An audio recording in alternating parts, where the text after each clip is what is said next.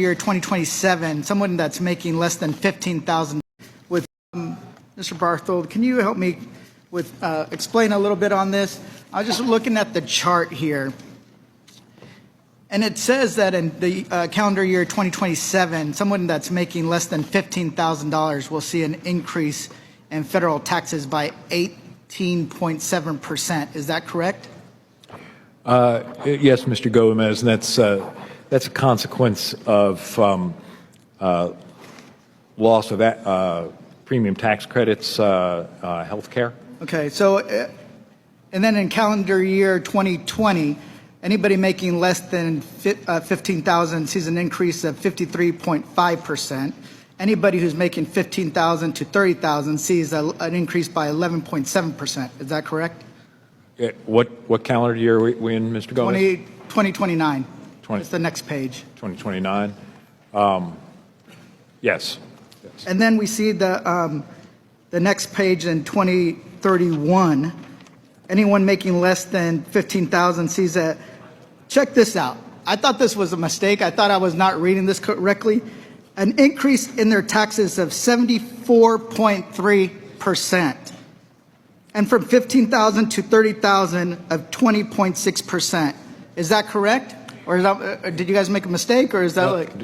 No mistake in the numbers, but an important thing to remember is in lower brackets, it's actually hard to measure the denominator because there are some taxpayers that are getting refundable tax credits, for example, and so there's some with negative tax rates, and so you're adding up some with negative tax rates and positive tax rates, so it's like dividing a modest change over by zero. Well, here's the thing.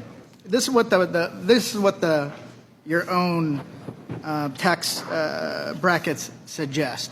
And one of the things that we have my Republican colleagues over here saying, hey, we're not doing tax on tips, which we know is actually pretty limited. Oh, we're not going to do X, Y, and Z, but we're screwing over people who are making less than $30,000 a year.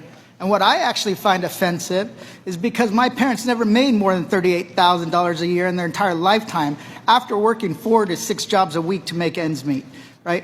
And then we have Donald Trump and his chaotic, reckless tariff policy that is creating so much uncertainty that it's driving up the cost of living in this country. At first, it was $4,900 a year. Then it became $3,800 a year. Either way, the people at the lower income brackets are getting screwed over by a Republican majority that doesn't give a damn about them.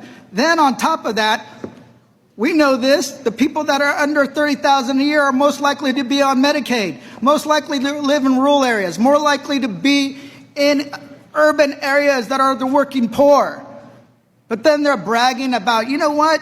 The top income brackets make the most money, so we're going to give them the highest amount of refunds. That's insane.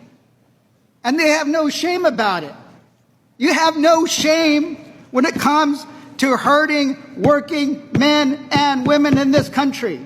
You know, I'm somebody that was supposed to not go to college. I ended up working at Subway and Target. I would make $700 a week working not 9 to 5, but 5 in the afternoon to 9 the next day. I had zero health care. And to me, you would tell somebody in my place, you know what? We're helping you out, just giving you a little bit.